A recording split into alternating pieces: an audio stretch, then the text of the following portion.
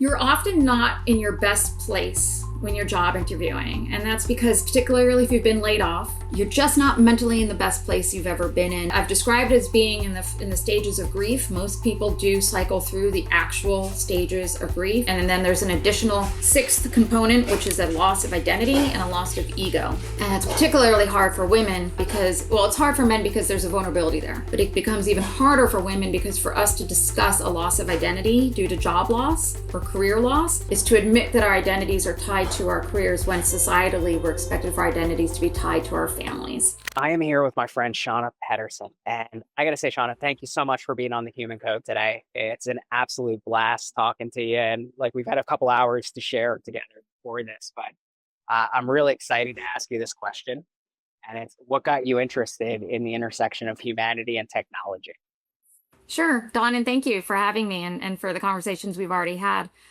I think that it's probably partly inherent in my role as a recruiter. A few decades of helping people find jobs and being a recruiter, the human piece of interacting with people on a daily basis while they're in some of the more vulnerable times is something that's a bit inherently part of who I am. And knowing that my particular chosen profession can be rife with a lot of bias and a lot of whether intentional, implicit or explicit bias, right? And cognitive bias.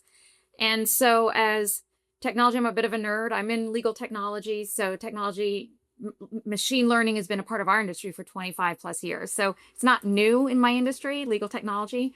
But that intersection is something that's always been a part and parcel of what I do.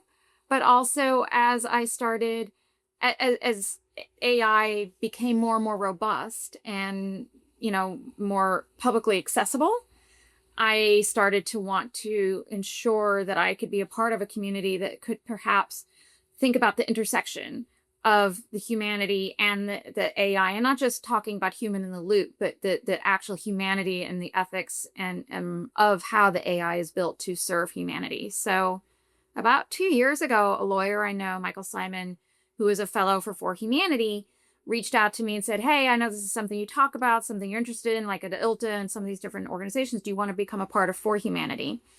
And so I got introduced to the nonprofit For Humanity, which is run by Ryan Carrier, and it's based out of New York, but it's international, it's global, it's probably 10,000 plus members, some of the smartest people in the room.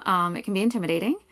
And with time became a fellow with For Humanity due to some of the work we've been doing. So that's where it's always been a piece of my interest, but then it got honed in during my time with For Humanity. So when we think about the role of AI in hiring, how do you see it as being a net benefit right now, or are we kind of in the realm of learning where it plays?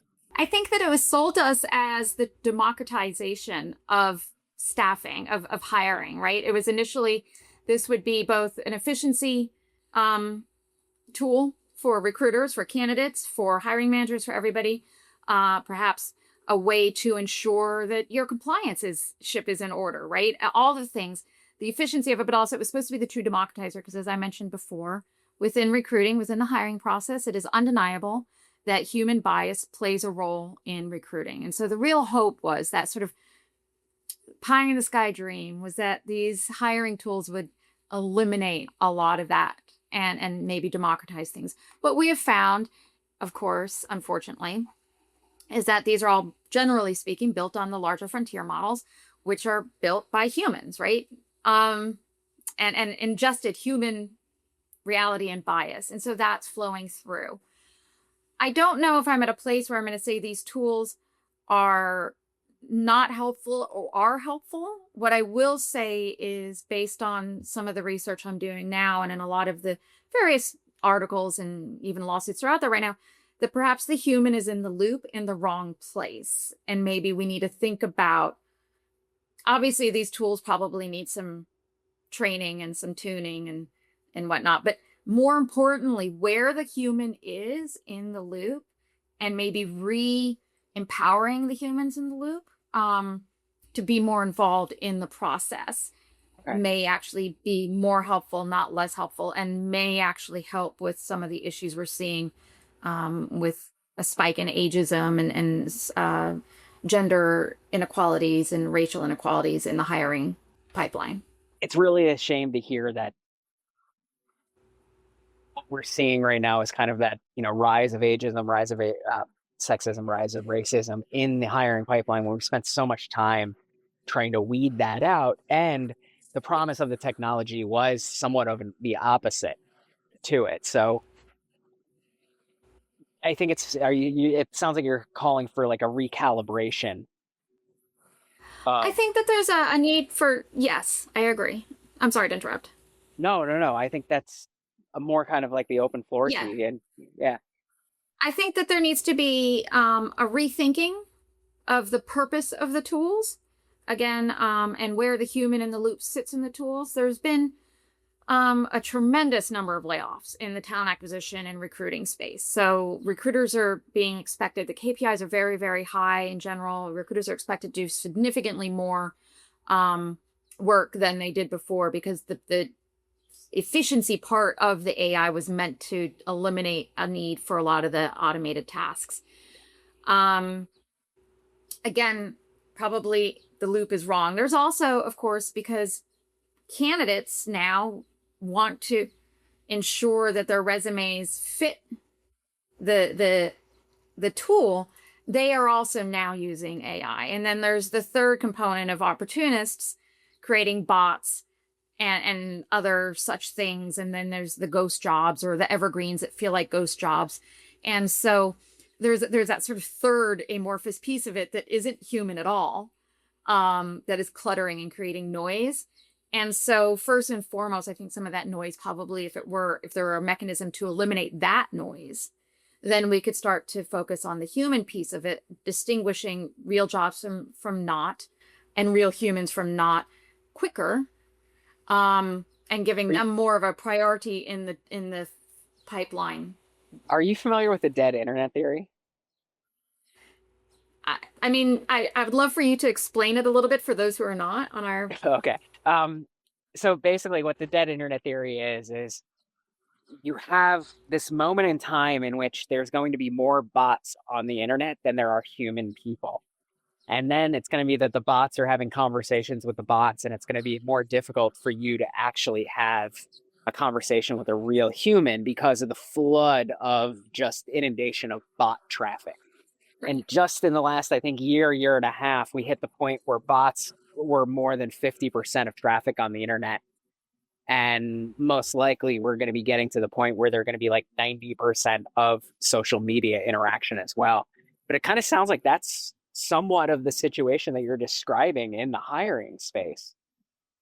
Yes, and that's a complaint that's been exponentially growing in the past year. And as you know, rate of acceleration doubling, right? It's almost like the bots are doubling the way chip production doubles, right? Yep. All of a sudden you got this folded paper. It's like 9,000 sheets, right? How it's been described. So that seems to be some of the problem. I'm very interested to see, as these different matters go through, what Discovery finds. I genuinely don't think that these tools maliciously set out to create this problem. And I don't know enough to speak intelligently as to what behind the scenes these tools. I haven't had the opportunity to speak to any data scientists at any of the major tools, but so I haven't had the opportunity to sort of speak behind to them to see, okay, when you were bringing in this data as a data scientist, what were you doing? Or now that you have the data in there and you do, what are you doing? I don't know, and that's not public, right? There isn't a ton of transparency there in how these tools are working right now or what they're doing. And of course, that will end up coming out in Discovery, so we'll end up knowing eventually. I suspect that is why I keep on going back to the human in the loop needs to be there sooner. There's a real push and pull with recruiters and candidates right now that I'm hearing. A lot of beyond just the resume process, applying to a job and a resume getting into the ATS, into the hiring organization. There's the interview process being maybe recording videos or all of these sort of video typed interviewing where, you might be able to have, you're interviewing for something, you scraped the web, you built a bot or an agent, you know what the interview is going to be at. And so it's in front of your eyes, right? Like and so you're answering the questions of your interviewer because it's real time giving you feedback. There are tools that have been built to do that. Yep. All of those tools and mechanisms, basically, it's the gamification of this hiring process, and that privileges only a small percentage of people who are looking for jobs. One of my biggest concerns when I talk about the humanity in the hiring process in AI that I think is maybe being forgotten is everyone I'm speaking to right now, my data set is skewed because of this, are generally senior level and also in the tech industry. So they're able to build scrapers or interview tools or their own resume tools or their own job search tools. Like they can go in and build agents for themselves because they understand the technology. These necessities to win the job search privileges those folks and makes it quite impossible for anyone who doesn't have that skill set or who doesn't have the financial resources and frankly time to do that kind of job search or you build those kinds of tools or even understand how to use those tools. Or furthermore, if you're in a lower, so you're not an executive, you're not making $150,000, $200,000 a year, you lose your job, you can't afford to pay for these tools, right? So if you're at a more junior position or more junior part of your career, this may be inaccessible to you because these aren't free tools. It's not free to do this anymore. Even in many of the frontier models, right? There's now a pay for play. Yep. So I'm concerned that beyond the democratization that was supposed to be there for gender and race and sexual orientation and all those great things that we need to be concerned about, the socioeconomic piece may even be more exacerbated than we know. And I do think that I know there's research being done on this, so I'm starting to look into that as well. It's very interesting to kind of go down that path of, the democratization of this was meant to bring more of it to everybody, but at the same time, it's kind of like taking, two communities. One has electricity and the other one doesn't. And we're now seeing the furthering of the divide that goes on. Like as this hits the job market, you pointed out the idea that people who have access to these tools are at an advantage. One stat that came out probably 2 months ago is that like GitHub at the beginning of the year, 1% of code was committed by AI agents. And then within, I think by March, it was 10% of code was committed by agents. And I'm sure that in that short period of time. So I'd imagine that like if I was to go and apply for jobs because of the skills that I have, I would be able to just flood the market with my resume, personalized to every single position, and have that unfair advantage for that space. But also I think in the community of jobs that I would be going after, I would be competing with people who also share that skill set as well. Yes. So that's something that's starting to show up in my research, which I find kind of interesting. I've, for whatever reason, been speaking to a decent number of data scientists because within the tech field, they got laid off in droves, right? And I'm talking people are coming from like the big organizations that just laid off, right? Yeah, everyone's looking. So it doesn't matter how good you are at building these tools or doing the interviews or everything. Everybody is looking. What I'm finding overwhelmingly, back again to the human piece, is people are getting 98% of the people I've spoken to have gotten their jobs or are nearing getting a job through their personal network. Yeah. So why all the major networking website out there is often pointed to as one of the biggest first barrier of entries, the way it's set up for job search, which it may or may not be true, right?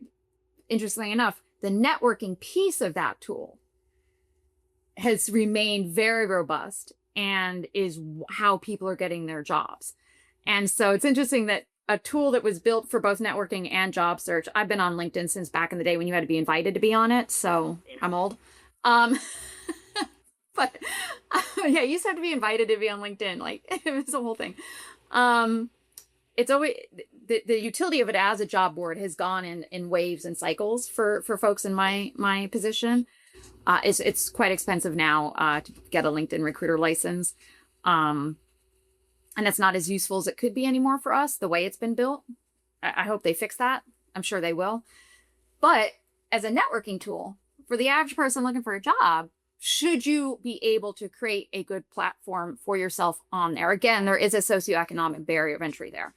But if you're able to create a good platform and you have a solid network, it's incredibly helpful for people. It's been the lifesaver for most people. I think that's, we lean on technology to do so much for us, but at the end of the day, like we talk about this in our business and like we sell AI solutions, right? Like we implement AI products for people and like this is what we do. Near and dear to our hearts as far as how active we can be with these tools. But the AI isn't buying from us. It's a human that's buying from us. It's a relationship that we build.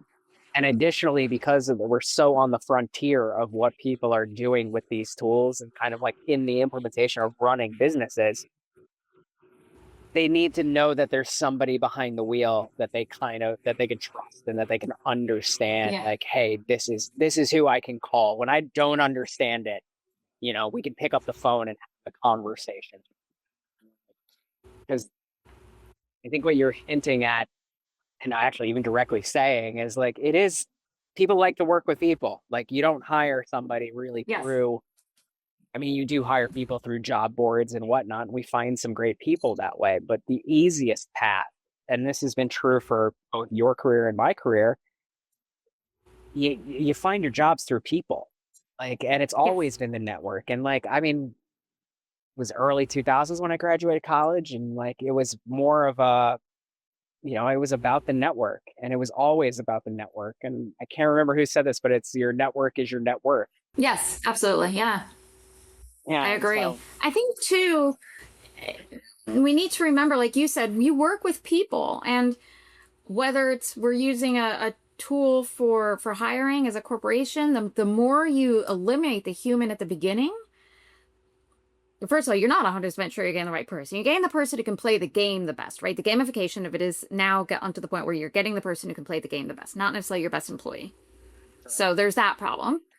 But also from the candidate experience side, right now it's a buyer's market. So the candidate experience isn't being necessarily considered as important as it could be.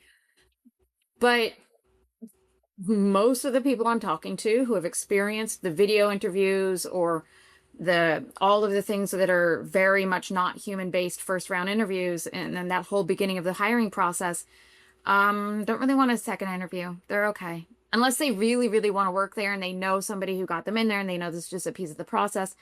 But if it's through a job board or with a company that they're not familiar with or don't know anybody at, they're not really interested in moving forward. It's left a bad taste in their mouth.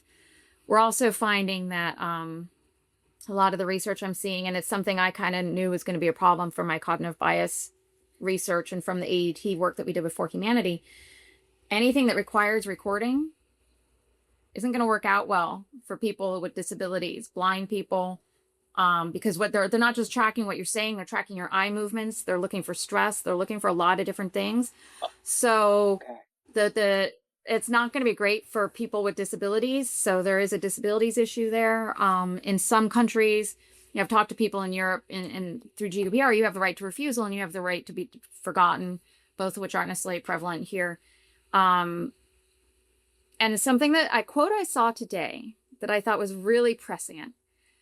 You're often not in your best place when you're job interviewing. And that's because particularly if you've been laid off, whether through a RIF or otherwise, you're just not mentally in the best place you've ever been in. It is, I've described it as being in the stages of grief. Most people do cycle through the actual stages of grief. And then there's an additional sixth component, which is a loss of identity and a loss of ego.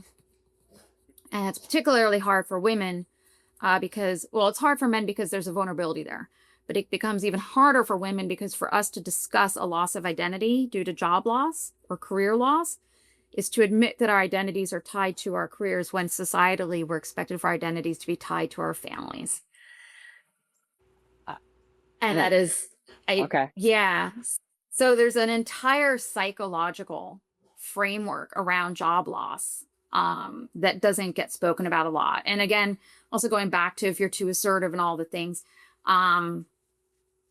And so you're not going to necessarily read well on a video. You're stressed out, you're tired, you know, you're scared. You want to impress, so you're nervous. Maybe you're neurodivergent, so you talk too much. Or you can't look straight in the camera because that's a pretty common thing for people, like, right? Yeah, yeah, yeah. So all of those things we noticed as we were doing the AET things, and it's a real barrier at entry.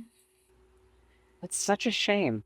It's, I mean, we sit at a place where technology is people are implementing technology, but then there's all the unforeseen consequences that are coming out of this, right? Like we're all in some city filling jobs that like are ever expanding and technology is coming in to help the productivity, but we're also losing the edges of like what does it actually mean to like go work for an organization, right? Like how do you welcome people in as family, how do you welcome people in as like and have them feel special, and at the same time like that requires a lot of effort from both the company and from the candidate. Yet Yeah. we've utilized technology to kind of like minimize one side of that or the other in both ways. Or And in many instances, it's both ways, right? yeah, So the hiring managers aren't necessarily talking to recruit. No one's talking to, like, you don't know, right? And as we're riffing off of each other, so too in a great interview, right? We've all had that really great interview where we're just like riffing off with the person we're interviewing with. You know, this can be, you're going to be excited when you get this job, right? And you yeah, yeah, go in excited because you already started to build that relationship during the staffing, that hiring process, not only learning about the job itself, but connecting with the humans you could be working with. One of the things I find that is most important about For Humanity's work in the audit criterias and in the ethic criterias and everything that everyone's been building is the concept of multi-stakeholder feedback. And it's so important that the risk committees and the ethics committees and everybody in these companies that are building these tools and buying these tools have those committees that are multi-stakeholder feedback. And one of the things that we talked about in the cognitive bias piece is so important to humanities, not just having multi-stakeholder, but having people who are willing to push back, right? No offense to the developer and you, but typically as you build a software, that's your baby. And you're going to be pretty resistant to hearing negative feedback about your baby. And your employees may feel a bit resistant in giving you negative feedback on your baby. I had an instant tool that was being built at a company I worked with that was good.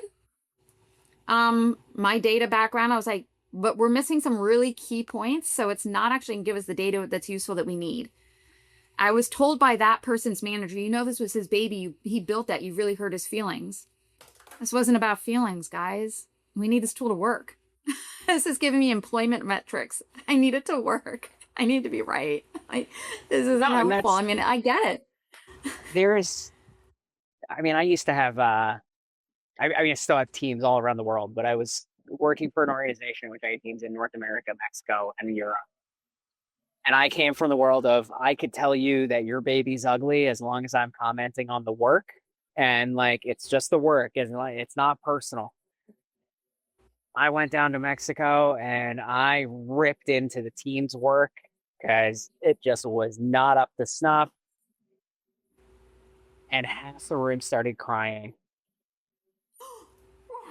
I felt so bad, right? Because culturally, the work was part of them, right? Like it was very tied. There was a lot of love that they put into it. I kind of just went around kicking the baby kind of thing. And Yeah. I came from the culture of like, hey, I can beat the crap out of the work, but I can't touch the person, nor would I want to touch the person in that regard. But like Right, right, right. um it's amazing to see like where people's sensitivities are with it, but it brings it into the idea of like, hey, you know what? We are people. We're all trying to get things done. And at the same time, like there is that balance between like, hey, I put a lot of effort into this, but at the same time, there's always a way to make it better. And like Yeah. that's kind of like I get messages from my clients all the time about how we can make the product better, right? And then the funniest part is we were going into a contract renewal, and I thought it was going to be like a really difficult one to try to convince them. And they were basically like, nope, nope, let's go. Like, here's where we're going. We're really excited for the next year. And I was like, what did I miss? And it was like, no, their feedback was always constructed. They always wanted to see how that was. And we always took that feedback and added it to the system and saw that, like, it's the way for us to grow together. So I'm I have found myself to be emotionally hurt at times when people comment on it, but at the same time, it's there Listen, for the better. I have an app here. I have an app here that was built for me at the firm for my recruiting process. I am hyper protective over it. So I can say, listen, I know that you need to be able to, critique the developers and the ideation people. I'm a stakeholder in this. Don't talk bad about my app. This thing is the best thing that's ever been built, right? And the guys who built it, these are my heroes. And so, I have to step back sometimes. People are like, don't you think? No. Right, at that first immediate, like, kind of bratty emotion will surface, and you just have to remember to have that sort of emotional intelligence to be like, all right, fine. Exactly. This isn't But personal, but at the same this time, isn't personal. But exactly. and then there's blindness to that. We all carry. One of the things people say to me when we start putting together the curriculum and advertising that we're going to do the cognitive bias work for humanity. For humanity, we're going to do the coursework. Well, people use that word eliminate bias. I'm like, oh, we cannot eliminate bias. And not all bias is bad, by the way. There is some bias that is actually helpful and good, but not all bias is bad. But we certainly can't eliminate bias, but we can recognize it and we can mitigate it. And we can, obviously, the most harmful biases, we have to do our best to eliminate them. But particularly in instances like what I'm talking about, where I think perhaps the human has to be put back into the loop a little bit sooner and at a different point in the process. Well, I'm by definition advocating for a biased, flawed system to be reintroduced into the system, because I don't care how aware of things you are, you're going to carry biases or not even know that. Until I was told that it was going to be a problem for blind people to do video recording, and it never occurred to me. Or a lot of the things that are going to be a problem for neurodivergent people. It never occurred to me until it was told to me. It doesn't make me a bad person. I just didn't know. But that bias had been introduced into my recruiting process inadvertently anyway. Back in the day, we used to require in-person recruiting. In-person interviews. They'd have to come to my staffing agency to meet with me. If you're in a wheelchair in New York, that's a lot to ask for. It's kind of amazing. So how to kind of bring this together, right? Like, we brought a lot of the biases up, the changes in technology, the systems that are kind of being introduced. And like you said, there's a lot of people on the job market today. How are people able to navigate this space? Like, let's give them like a couple tips that we can walk away with that helps to Yeah. navigate the new frontier of recruiting and hiring. I'm going to come at it from two areas. There is some things that are a part of these tools that I think are going to be super helpful. And some of the efficiencies, like note-taking, automatic updating of the database and the system. I can't tell you the amount of time recruiters waste on that, so that they can be more present for the human piece of it, the interview piece of it, the talking to the hiring managers piece of it. Yeah. So I think there are some efficiencies that are really going to be helpful if they're done well and used well. The people who are looking for jobs, the three top things I'm hearing, first of all, to combat the personal load of being unemployed or looking for a job, even if you are employed, it's still hard. It can be a full-time job now. I mean, we're hearing between 4 to 8 hours a day is required to search for a job, whether or not you're employed. So some folks, I started asking, okay, how do you deal with this, right? Because there's an emotional human load to that. Continuous learning is a big one. Everyone, not just because it helps your resume, but continuous learning just keeps you engaged and excited, right? You're learning new stuff. So there's so many free resources out there now. All of MIT's catalog just went free. Hallelujah. There's tons of great Coursera, all these great resources out there that you can get for free. And stuff that isn't free, there's a lot of, scholarship opportunities out there. So I think continuous learning is a big one. The other one is volunteering, getting out into your community, getting away from your desk, from that job search, and volunteering in your community. It gets you involved with more people. It gets you doing things that you can be proud of. And there's that natural endorphin rush that happens from volunteering. but who knows who you might meet out there too. That could be a part of your network. And last but not least, don't be afraid to ask your network for help. The worst they can do is say no, but most people will help. And you're going to find the most surprising amounts of help in the most surprising places. And you're going to meet these beautiful people that you've probably kind of known, but now you get to know them a little bit better, and they become your cheerleading squad. And you need that right now. And I think if you're, a lot of what I'm seeing, people are, and I will pivot to saying, because I'm a recruiter, people are more open and vulnerable with me than they probably are with other people because of my job. We are seen as shrinks for some reason. But I think that if you're able to be vulnerable with even one person in your network, you are able to help yourself help yourself. You've got, because we're not alone in this, and it's okay to not be okay. And acknowledging the mental health strain and load of this will help you offload some of that before you're in the interview process. And if you can figure out how to build tools that help you, if you can figure out, it is becoming easier and easier and easier to build things in ChatGPT and Claude, right? So, and if you are careful in how you do these prompts from the beginning, really think it through before you start doing it, you can still do it in the free tool to an extent, meaningfully enough. So start playing with the tools. There's a huge narrative out there about, learn AI, don't be AI resistant. And it's not great to tell people. The unfortunate reality that I'm seeing is I understand the resistance to AI that a lot of people have. I'm an artist. I have it for the art side of it. I do. I occasionally have used it, but I get that resistance. I get the fear, especially if that's how your job was eliminated. But because this has been so heavily gamed and is so heavily outweighted by bots, exhaust the other options first, the network and the staffing agencies.